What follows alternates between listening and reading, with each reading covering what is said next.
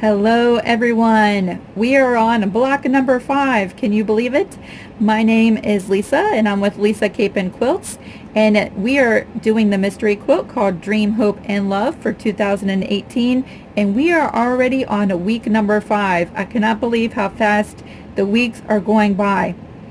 Just to let you know, if you would like the pattern that I feature in today's video, it is a free pattern. It is in my Dropbox. Dropbox, just to let you know, is a totally free service for sharing files with your friends, and you do not have to download Dropbox in order to use the service to get this pattern. However, I do think that it is a little bit easier if you have it installed on your computer or your device, but it is not necessary. You can click to the description box. There should be a little gray arrow right here if you're on a mobile device, or underneath of this video, underneath the title, you should see a little icon box that says show more, or possibly somewhere in the middle of your screen underneath of the title of this video. That opens up the description box, and I'm going to link this pattern and blocks 1, 2, 3, and 4. So if you're just joining us, I will have all those links right there for you. I'm also going to post links on my Facebook page as well. So I think it is time to go ahead and reveal block number 5.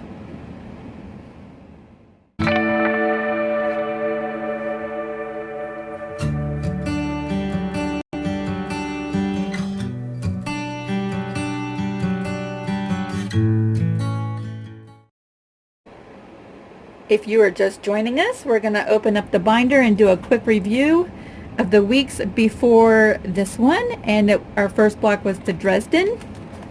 We had the Kitty Cat block. We had our Hope block. And the last week was called Home Sweet Home, a birdhouse with some piecework at the bottom. Let's take a look at block number 5. Ta-da! Of course, this block goes with the theme of our quilt. It is called Love, and when finished, it measures 14.5 inches across and 12.5 inches tall. Again, we do have some piecework down here at the bottom, and while this might look a little bit funny, I totally understand that, but once the quilt is all pieced together, you will see how these small 2.5-inch blocks play a vital role in this quilt design. Again, we're doing applique this week, and so let's get busy. If you are mapping along with us, I have my throw size 2-inch quilt grid, and these are all the blocks that we have done before today. Somewhere in your pattern is the little block for this week. Go ahead and cut that out, and the placement for this block is very, very simple. We're going to come in right over top of our kitty cat block and align that to the right side of our quilts, and just like that we have the placement for our love block. Now today I thought I would show you, we're not going to go over the piecework. That is very simple, and we did that last week. I'm going to show you a fun way of doing raw edge applique on a budget. And if you have seen any of my very first videos, then you know exactly what I'm talking about. But today we are using, get it right, Lisa, Reynolds freezer paper to do our raw edge applique. You might be wondering how we use this, and so that's what I thought I would show you in today's video. I'm going to go ahead and set everything up, and we'll get started. We are going to begin by taking a look at this pattern. Of course, you have your cover page and your applique instructions. You have one page of templates. These templates have been mirror imaged, and so if you choose to do this block with a fusible for your applique, then you do not have to reverse the images. They are already done for you. Because we're using a freezer paper to do our applique in this video, I do have something that I want to show you about your templates in just a second. and 1 page of instructions. So that's fairly simple for this week. For the love background, you will need a background fabric of 14.5 inches wide and 10.5 inches tall. So this past week I had a couple questions, and so I'd like to just make it really easy if you're following along. These measurements here, it might be different from designer to designer, but I always put the width first. And so this first number, the 14.5 inches, that is the measurement from the left side to the right side of the block. And the second number is always the height, or how tall the block is going to be from top to bottom. So I'm hoping that that might answer some questions.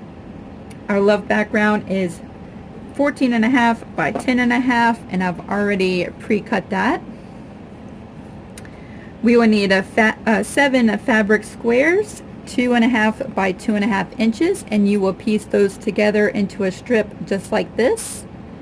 And this gets attached to the bottom of your background. And I always like to attach mine after I've done the applique portion of my block.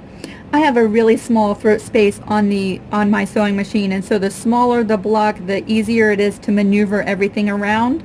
It's really up to you when you attach this, either before or after, but it gets sewn to the bottom of the background. And of course you will need a scrap fabrics that are larger than your templates. And today I am still using clothing for my quilts. This is part of a cotton, like a day dress, and so it is not stretchy. It's 100% cotton, and so I will not be stabilizing this. It acts just like a normal quilter's cotton. So those are my materials for today, and I've already put together 2 of my blocks, and so this is my reveal of my block. I am doing 3 of these quilts at the same time. And so I've already attached my applique and did a satin stitch, and my 7 2.5 inch squares are attached to the bottom. I want to show you how you can use the freezer paper to do applique work. And I like to say that it is doing applique on a budget because it is very wallet friendly. I love using fusibles to do applique. It does make the job a lot easier, but it can be pricey. Even when you're using a coupon and getting your fusibles half off, this does save a lot of money. And so when I am quilting on a tighter budget, I will use the freezer paper to do my raw edge applique. Let me see. I'm going to go ahead and get everything set up so we can begin. We are going to come back to the template page for this pattern. As I mentioned just a minute ago, these templates have already been mirror imaged, and so if you choose to use a fusible for your applique, you are ready to get started. Because the fusibles adhere to the wrong side of the fabric, whenever you are working from the back side of the fabric, you need to mirror image your designs so that when you flip them over and adhere them to the background, they are right side up. With the freezer paper, we are working from the top of the fabric, not the back side. And so now we will have to correct our templates on the back side of our paper.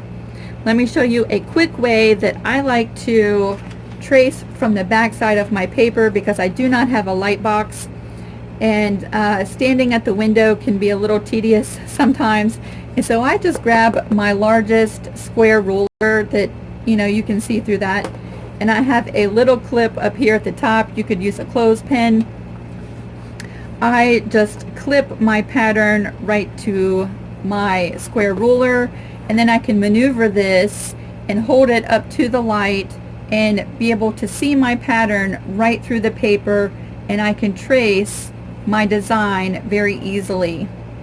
So that's just a small little tip if you struggle tracing pattern templates on the back side of your paper. That's what I do.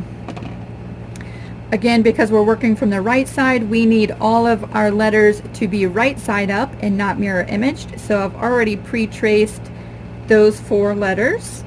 And I grabbed a piece of freezer paper. Now the freezer paper comes on a huge roll, and you can find this at Walmart.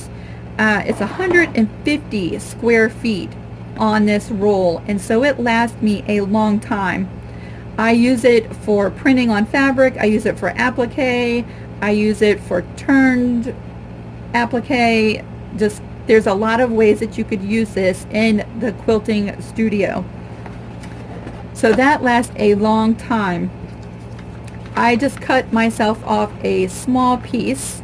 And again, you might have seen one of my first videos on YouTube. I think it was my second or third video that I ever published, and we were making the bee quilt. This is the way, the same exact way that I did the applique on my bee quilt.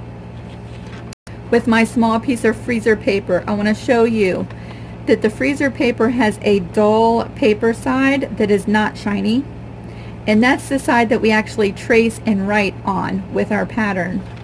On the back side, there is a shiny, waxy side. They say it's like a plastic coating. It feels kind of waxy, but it's not waxy, and it doesn't leave any residue like when you touch it or when you put it on your fabrics, and so it's totally safe to use. I went ahead and traced all 4 letters on my freezer paper, and just, you can see how easy it is to see through the freezer paper to trace your design. And so that's another reason why I really love the freezer paper. At this point, we're ready to go ahead and fuse this to our fabric. Now, with the fusible, you fuse that to the wrong side of your fabric. Doing the freezer paper method, we are fusing this to the right side of the fabric. So keep that in mind. If you are doing this technique, we are working from the right side, or the pretty side of the fabric. Fuse this in place and then cut out all of your applique, and I think I will go ahead and do that, and then we'll be right back.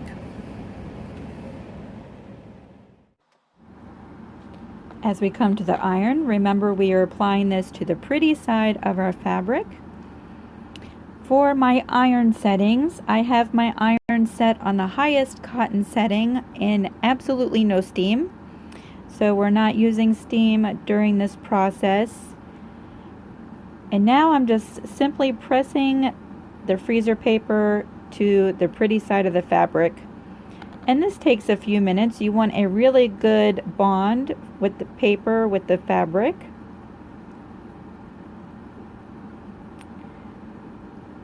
I also flip the fabric over and press from the back side as well.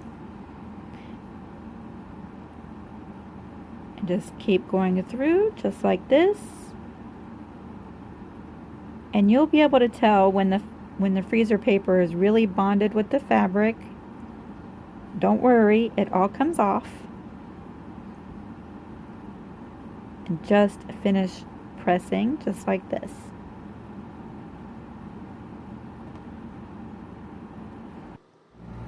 Once everything is nice and pressed, we're ready to go ahead and cut out all of our letters. I'm just going to cut apart this big chunk of fabric and save that for something else down the road.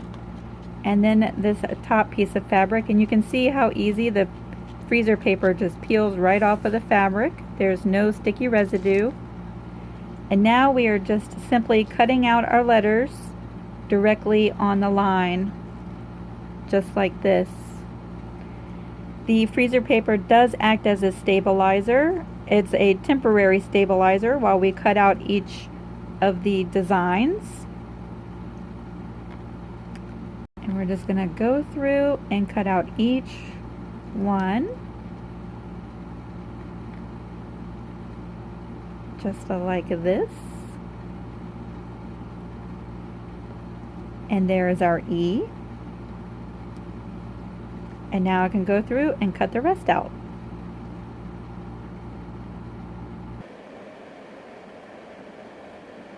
I just finished cutting out all of my letters. You can see They are all ready to go.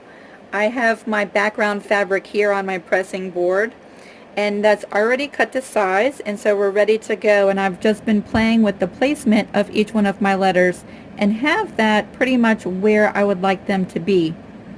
Now here comes the interesting part. To adhere our letters to our background, today we are using Elmer's school glue. Now you might think, oh, what are you going to do with that? This totally washes out of your quilt. The first time you wash your quilt, there will be no more glue in your quilt. And we are heat setting our glue with our templates using the iron. And so when we bring this to the machine to do our, in my case, I'm going to do a satin stitch. When we bring this to the machine, the glue will be dry. So the glue does not gum up your needle. It does not mess up your machine. There's no funny business going on with the wet glue at the machine whatsoever. And the machine will have no problem stitching through any parts of the fabric that have the glue because it will be dry. You could also use a glue stick as well, and I will tell you the reason why I prefer the wet glue versus the glue stick.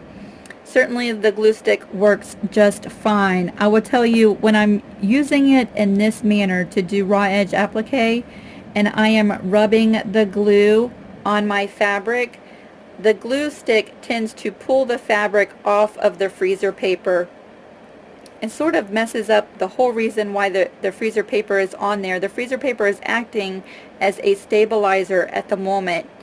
And so I have found that when I'm applying glue stick, I'm really loosening up the bond of the freezer paper on my fabric. I also notice that if I go too close to the raw edge, that I will pull at the raw fibers on the edge and I get more fraying. Now certainly if you're careful, you could definitely use a glue stick. It works the same manner as the wet glue. However, I do think the wet glue is a little bit stronger, and that's just my experience. So I'm going to use the wet glue, and I have brought you down a little bit closer so that you can see the amount of glue that I use. Now certainly you can buy applicator tips to put onto your bottle that apply very small amounts of glue.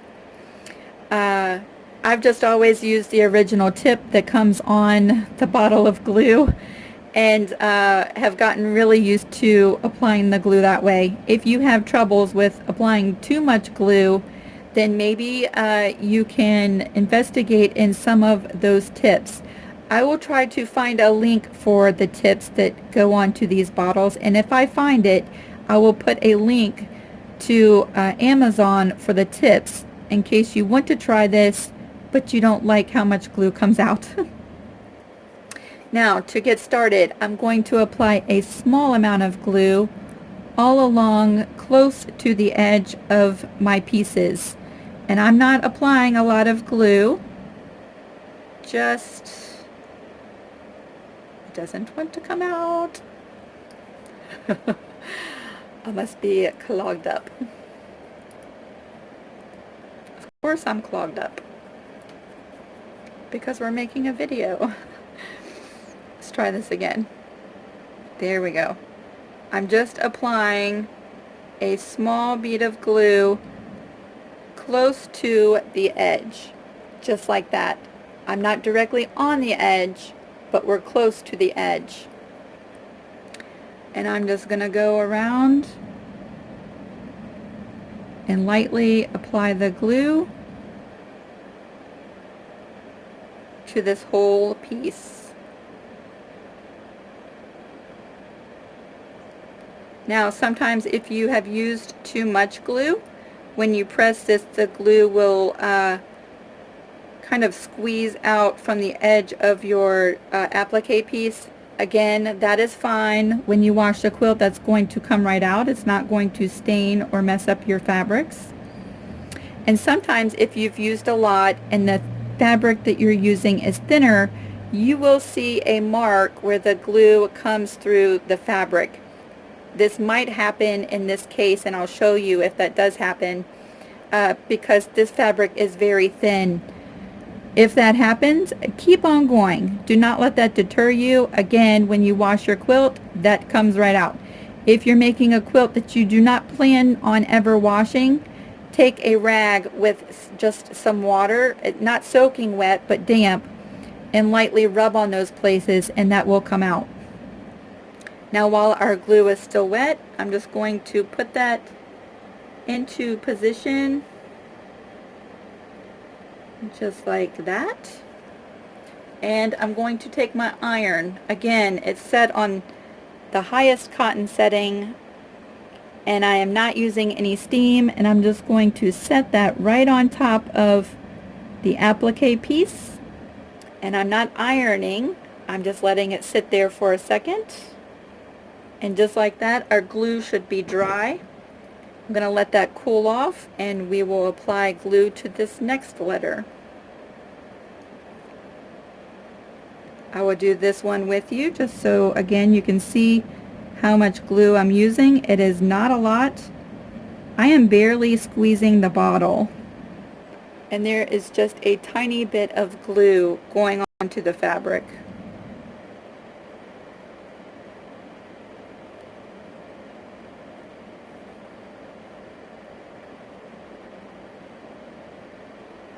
Just like that.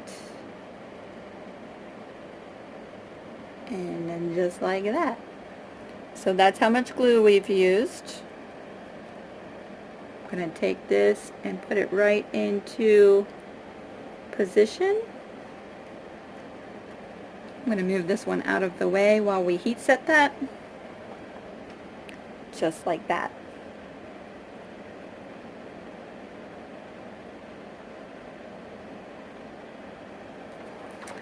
And now, before I move on to the other ones, I want to show you the freezer paper. Once you have all of your letters glued into place, you are ready to remove the freezer paper. This will not stay on when you do your stitches around the raw edges. It lifts off just like that. So there we go. Now, one of the downsides to doing this method is it is a lot easier for your fabrics to fray along the edges, just like this little tiny fray. The freezer paper grabs onto the fabric, and sometimes you might have it pull at the raw edge when you remove it. If it does that, just simply clip the little tiny frayed part and you're ready to stitch. Now, I have had people ask me, can you reuse this? I don't think that using it in the manner that we are working with it today is possible to reuse this letter L, because we cut our template out directly on the line. It would be very difficult to adhere. Certainly you could adhere this to another piece of fabric. That would work. But cutting it directly out would be a little bit difficult, at least for me. So I say go ahead and retrace your templates if you're making more. This one is nice and cool, and we can go ahead and remove this paper. Just like that. Now, a second ago I was talking about if you're using a thinner fabric, that sometimes your glue might come through and show on the other side. And if I'm hoping that maybe you can see that from this far away, but right along through here, up in here, in a few places, I used a bit more glue than I really needed, and you can see the glue come through. And again, it's going to wash out. You will never see that. It is completely fine. Just going to make sure that it's all dry before we move on.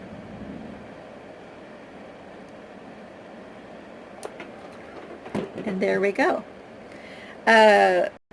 So at this point you can go ahead and finish putting on the other letters, and I get them all put on, and then you will want to stitch this.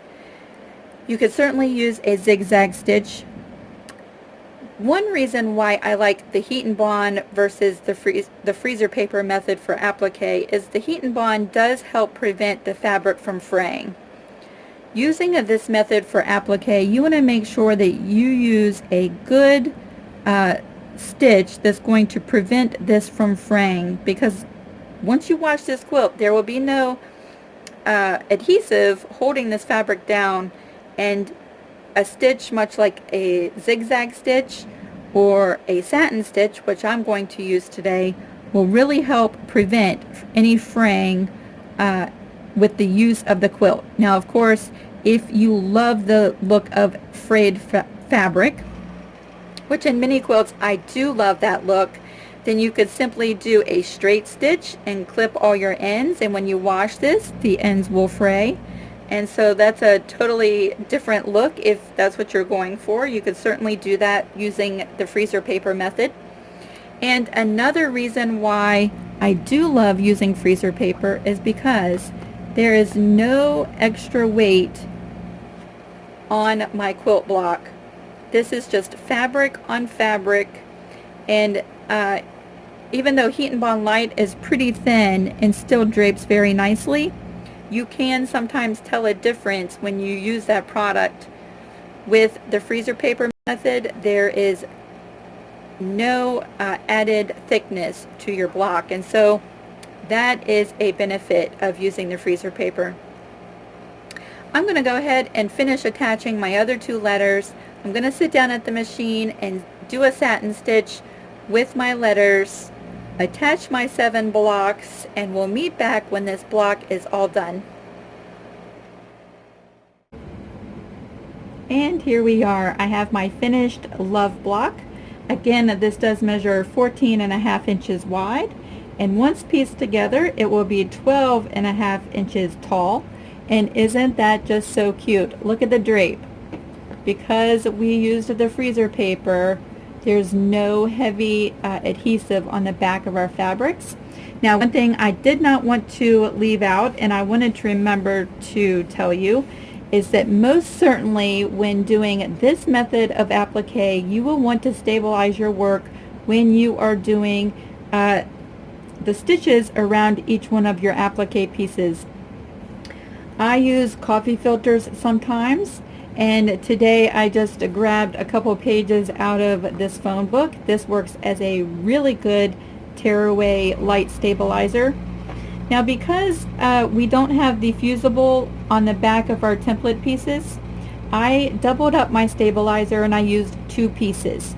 So that really helped get a nice, pretty uniform stitch. And just to let you know, the tension on my machine, I did drop the top tension just a little bit so that I would not get a lot of pulling on my fabric. I still got a little bit of puckering here and there, but once this quilt is together and quilted, you will never see that. So there we are. If you have never tried the freezer paper in your art studio or in the quilting world, I highly suggest giving it a try. If not with this quilt, pull out some scraps and see how you like it. Again, the box looks like this, and I get mine from Walmart. It comes on a 150 square foot roll. If you are in an area that is not close to anywhere that carries that, I will put a link to an Amazon listing for the freezer paper. It is very inexpensive. Again, you get a whole big roll of it and it lasts forever. So this is our love block. If you have any questions, I would be glad to try and help or answer the best that I can. If you jump down to the comment section below this video, I will try to be quick in getting back with you. You can also join me on Facebook at Lisa Capen Quilts. If you haven't joined my new group off of Facebook, I would love to see you. It's very easy to share your pictures. So once you make your block, you can jump to my Facebook page, join my group. It's called Lisa's Quilty Friends, and it's very easy to share your blocks directly to that group page. This is where we are just recapping the construction of our quilt top. We are coming along. 5 weeks we have worked together. I have loved every single minute of it, and I've gotten to meet some really wonderful creative people, and it's been a lot of fun looking at your blocks. And so I just love this idea. I love this project, and I really look forward to seeing you next Sunday. Again, if you would like this pattern, it is free. It's in my Dropbox. If you have questions about the Dropbox, ask them in the comment section below. I hope you have a wonderful week, and we will see you next Sunday.